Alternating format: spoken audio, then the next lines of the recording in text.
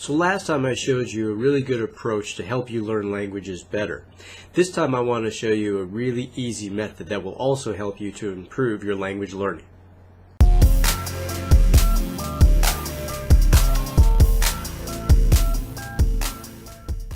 About 30 years ago, this dude named David Kolb came up with this book called Experiential Learning. And in it, he talked about a learning theory which he called, of course, experiential learning. Now, I won't go into too much detail about it, but I totally highly recommend the book, or at least looking into who the guy was and what he did. But in any case, he came up with a model or a way of thinking about learning that's been extremely helpful to me, and I've also been able to pass on to my students who have found really helpful as well.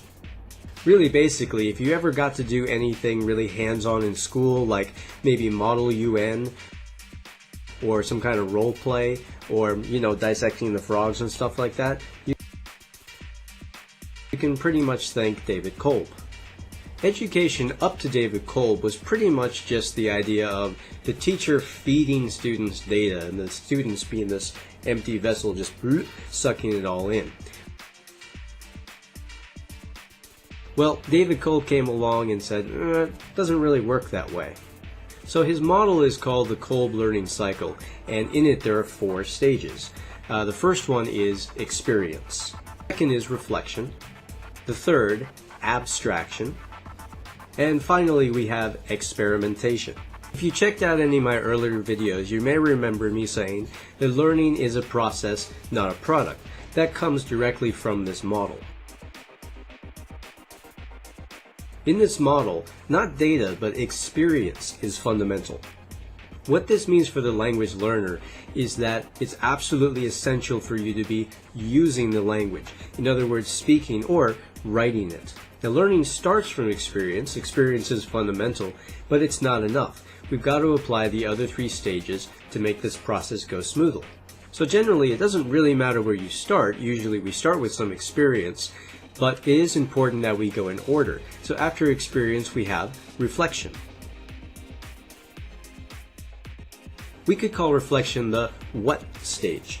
So this is the stage where we can sit back and think, what happened? For example, what went right? What went wrong? What was I feeling? Things like that. The third stage, abstraction, is where we start to think a little bigger. This is what I would call the why stage. So in the first stage, or not the first stage, rather the second stage where we're thinking, we're asking what? We're looking for some more concrete type stuff. But in this stage, we're asking why. So, like, why did these things go well? Was it because of a certain way I studied, or was it because I had a particular partner who was really helpful? And also, why did certain things go wrong? Again, was it lack of study? Was it lack of knowledge?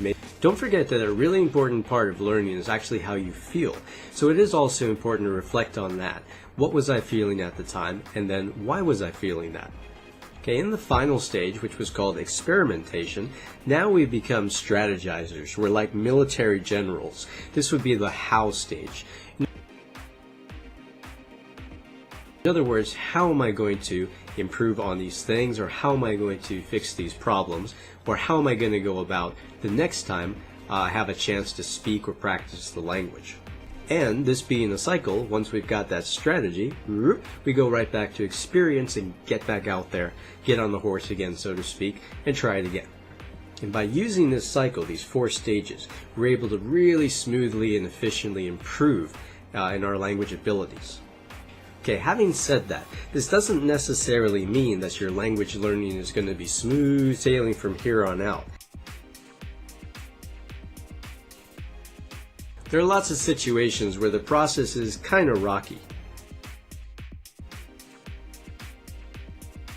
For example, maybe we do reflect really well and understand why something went wrong, and we make our strategy, but then we go out and apply that strategy and it just blows up in our face. Or sometimes we do sit back and think, why did this go wrong? And we figure out an answer, but don't know what to do about it. But there have been many cases, for me especially, where I'll try to say something and I think it's right, but the other person doesn't seem to understand me. In other words, I have no idea what the problem is. But the key point to remember here is that learning is grounded in experience, not data. In other words, if you're having one of these problems, this process doesn't seem to be going smoothly, always go back to experience. In other words, always keep trying to speak and keep trying to use the language. The more experience you get, the more you'll have to work with. Think of experience as your data, not the stuff in the textbooks or the websites or the courses or whatever. Experience. Once again, thank you so much for checking out this video. I really do hope it was useful for you. The key point here is not that you have to apply this all the time, but if you're ever feeling stuck in your learning, like you're not really going anywhere, especially if you're doing a lot of work, you might want to consider using this process. If this video was useful for you, please give it a like and definitely subscribe if you'd like to see more. If you have any questions or any comments, feel free to leave them in the comments section or shoot me a message directly. Until next time, good luck with your language learning. Peace.